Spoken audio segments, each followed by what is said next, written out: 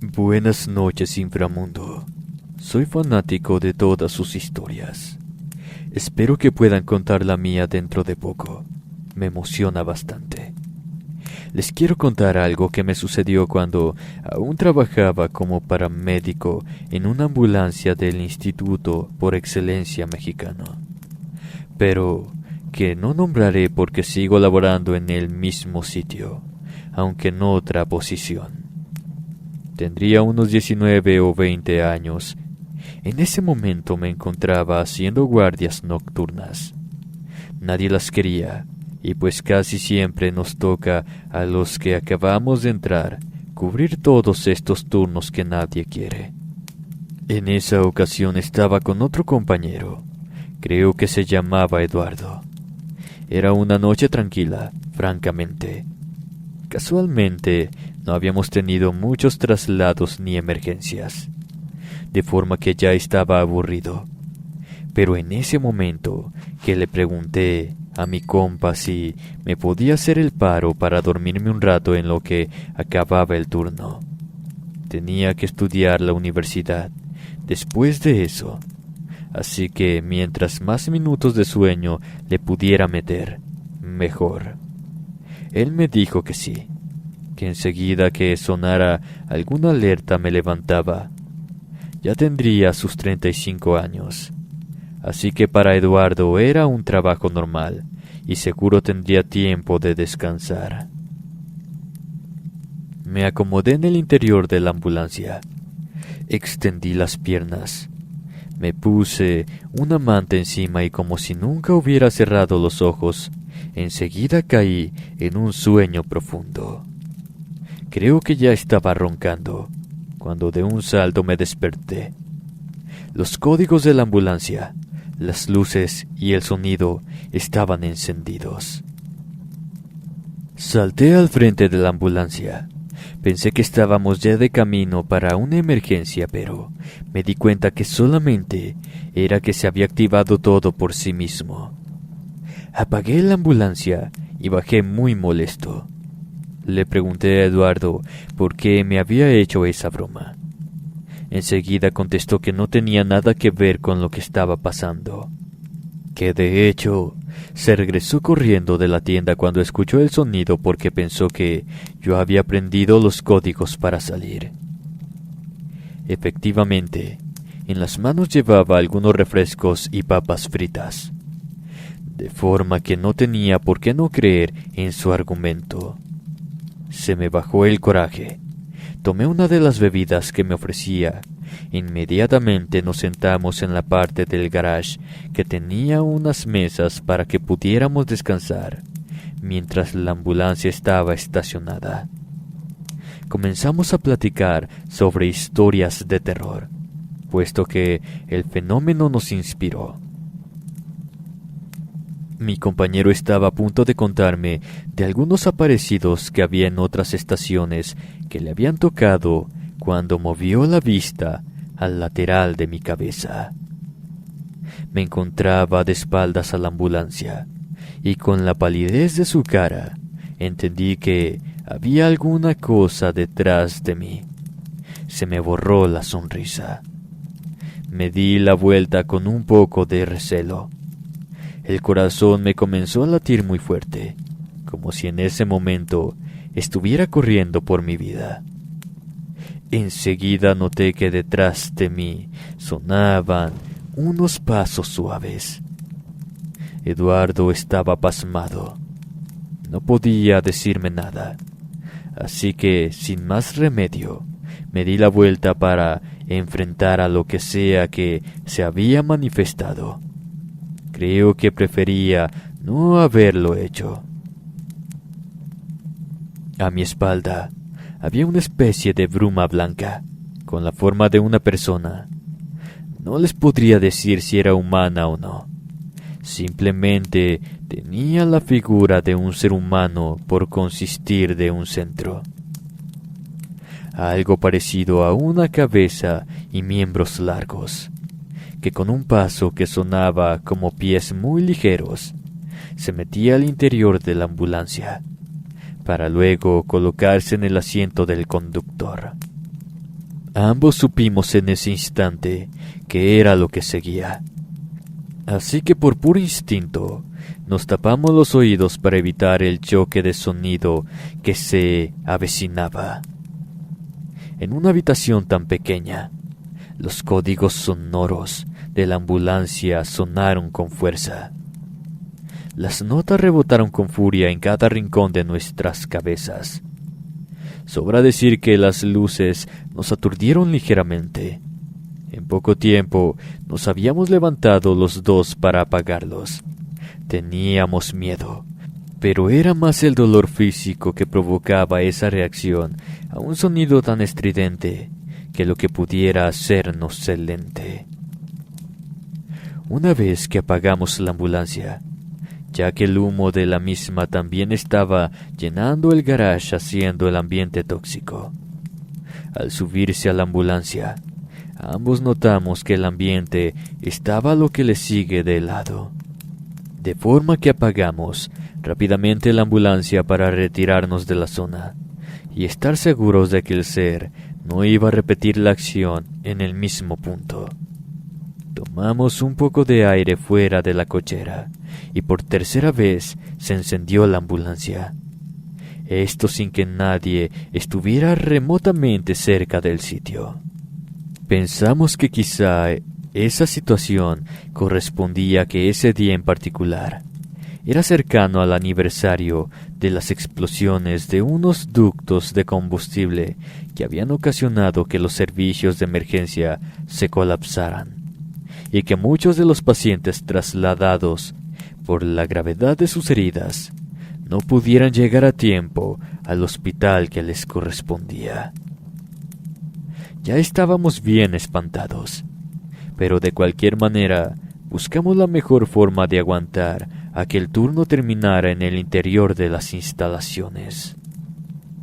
Después de las 3:30 de la madrugada, ya no pasó nada más de noticia, salvo que el clima al interior del inmueble pasó de ser una noche tibia a un frío helado, parecido al que se siente en diciembre por esa época.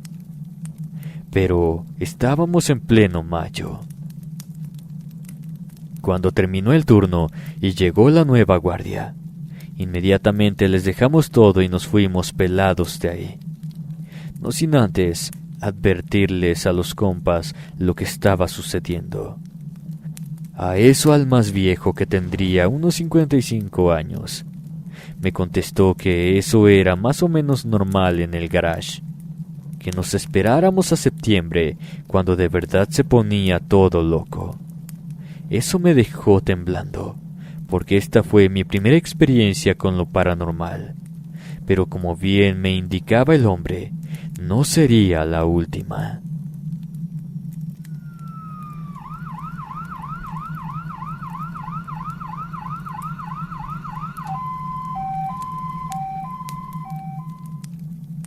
Muy buenas noches a todos. Saludos especialmente a mis compañeros técnicos médicos en emergencia. O sea, los que andamos en las ambulancias. Seguramente ya les habrán comentado otros compañeros de los relatos de terror que tienden a pasar en las unidades. En esta ocasión me gustaría contarles de algo que me sucedió en persona. Una noche en la que estaba cubriendo emergencias en Nesa, como le decimos a Nezahualcóyotl, cerca de la Ciudad de México.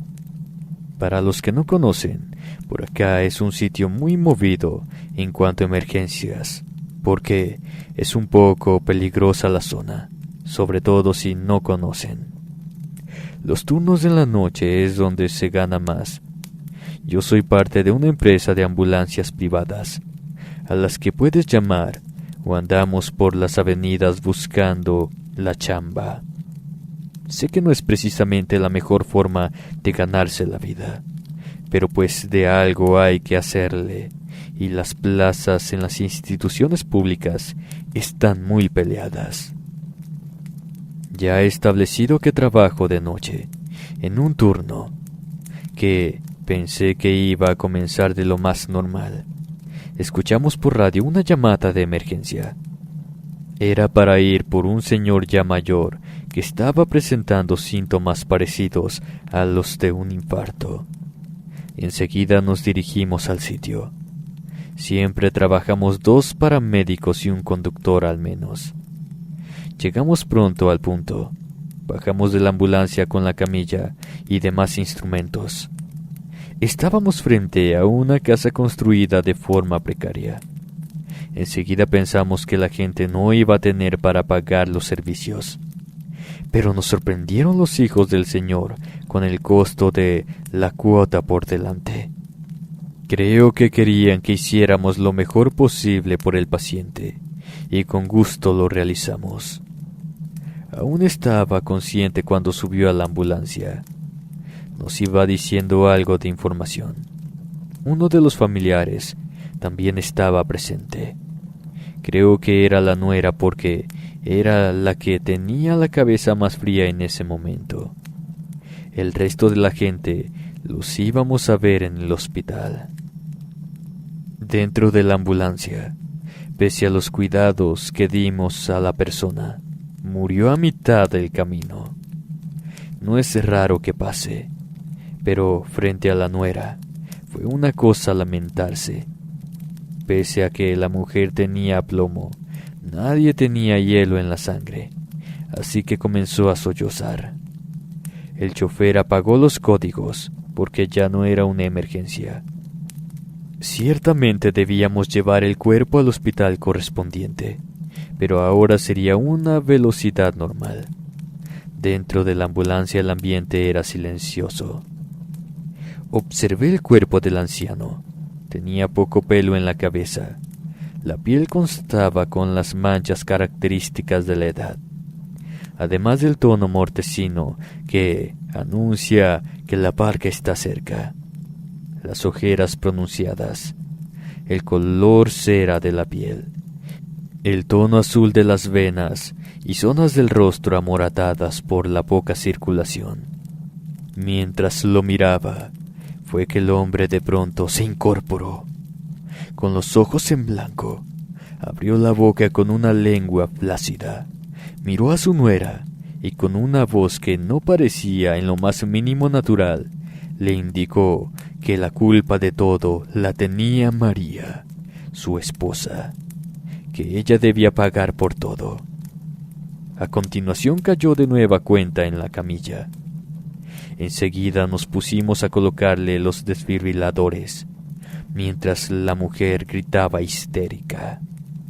Ella nos decía que estaba vivo. El chofer, al escuchar la confusión, le pisó a la ambulancia para que llegáramos al hospital. Pese a todo, el cuerpo seguía presentando todos los signos de muerte. No se activaron las alertas del pulso ni mucho menos. Cuando llegamos al nosocomio, el cuerpo seguía inerte. Los médicos nos confirmaron que el hombre llevaba al menos unos 40 minutos de fallecido, lo que coincidía con el primer informe que dimos. No les mencionamos lo ocurrido para evitar preguntas incómodas, pero quedaba en el aire lo que el espíritu o lo que fuera que habló le había confesado a la mujer. Esta parecía muy confundida. Me enteré más tarde por los enfermeros de ese hospital, que en plena sala la nuera le hizo un escándalo a la esposa del fallecido. Su suegra, por supuesto, que reaccionó de forma poco favorable, pero cuando el hijo mayor intervino, preguntando si eso era lo que había estado haciendo con los medicamentos que siempre tenía en la mesa, se armó la refriega. Incluso llamaron a la policía, y finalmente se supo que efectivamente la señora había estado dando demasiado un medicamento para la tensión arterial del anciano, lo que hizo que muriera, que seguramente tampoco es que hubiera estado lejos, que se le adelantara a la muerte en forma de infarto fulminante. Creo que salió en algunos periódicos de nota roja que la mujer terminó sus días en la cárcel. De la familia ya no se supo nada en particular, pero a la fecha me carcome el alma saber que hay más allá de nuestro mundo, y cómo es que algunas voluntades tienen el poder de regresar de la tumba a confesar un delito tan terrible, un mal tan grande que se les ha hecho, que en caso de no conseguir justicia, no podrían descansar en los panteones.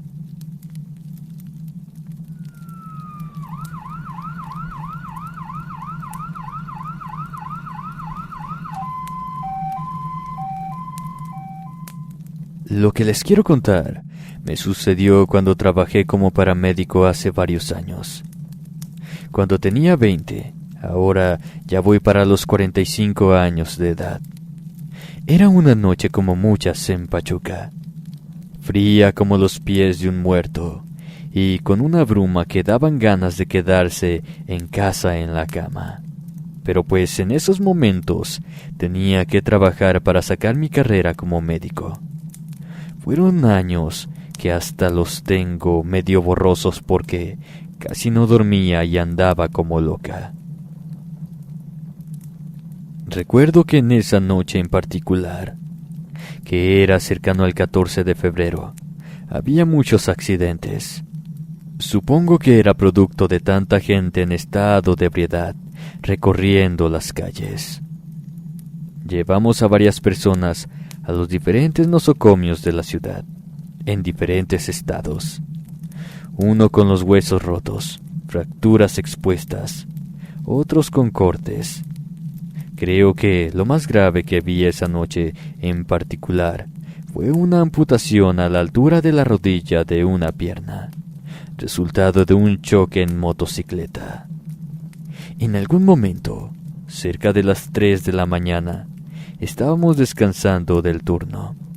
Recuerdo que me había dormido en la parte trasera del vehículo, mientras el chofer descansaba al frente y mi otro compañero en la camilla. Todos debíamos estar profundamente dormidos. Trabajamos muy duro. Fui la primera que despertó con un sonido extraño en la radio.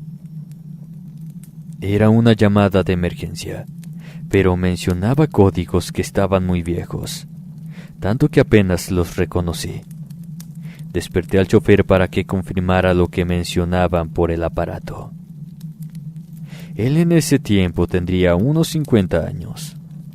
Al escuchar la llamada de operadora, me indicó que era un llamado de emergencia por unos accidentados a la orilla de la ciudad, pero que, como yo había notado, estaba usando códigos muy viejos de al menos hace 10 años de la policía. Ambos nos quedamos extrañados, pero con calma respondió a la señal y le dio el código de la unidad. Le mencionó a la operadora que íbamos de camino. Nuestra ambulancia era parte de los vehículos estatales, así que en teoría no había problema si la comunicación era oficial. Llegamos enseguida al sitio. Vamos que Pachuca no es demasiado grande, menos si vas con los códigos de la ambulancia a toda velocidad. Cuando fuimos al punto indicado, nos sorprendimos de que no vimos señales de ningún accidente alrededor. Usualmente cuando reportan los accidentes por radio es debido a que ya hay elementos de seguridad en el lugar, pero las características de lo dicho por radio no coincidían con lo que veíamos. Justo en ese momento, una patrulla nos alcanzó. Al escucharnos llegar en friega, nos preguntó el motivo por el cual estábamos ahí. Le informamos lo sucedido, y los oficiales enseguida pusieron una cara de estar entendiendo todo lo que pasaba. El mayor, que se le notaba de unos 40 años, mencionó que eso pasaba al menos 2 o 3 veces al año por el sitio. Informó que ahí años atrás, por ahí de los 80s, una pareja se quitó la vida estrellando el auto directo contra uno de los edificios. Ambos murieron en el sitio.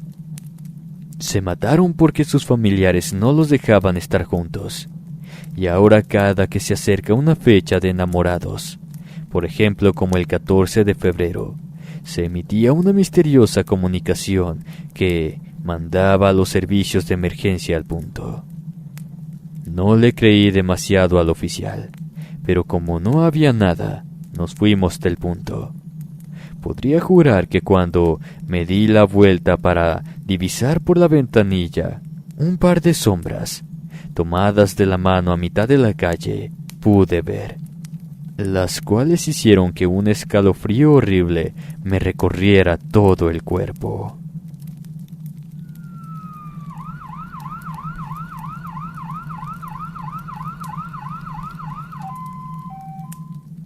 Trabajo como operadora de ambulancias, es decir, como conductora. En muchas ocasiones nos toca ir a colonias que no están tan seguras en Guadalajara. En esos casos procuramos irnos despacio. Pertenezco a una corporación estatal, de forma que no tenemos muchos recursos. Pero eso no quita que luego nos llaman para tratar bajita la mano heridas de bala y puñaladas sin reportarlo a la autoridad. Tratamos de no hacerlo, pero cuando ya te tienen acorralado, ni modo que digas que no. En alguna ocasión nos tocó acudir al llamado cerca de Mercado San Juan de Dios. Entre esas calles viejas, sentimos la presión de las 4 de la madrugada. Nos acercamos al domicilio donde dijeron que había una persona de la tercera edad dando las últimas. Apenas al detenernos, salió de la casa una persona que nos apuntó con un arma y gritando pidió que bajáramos todo para atender a su compa.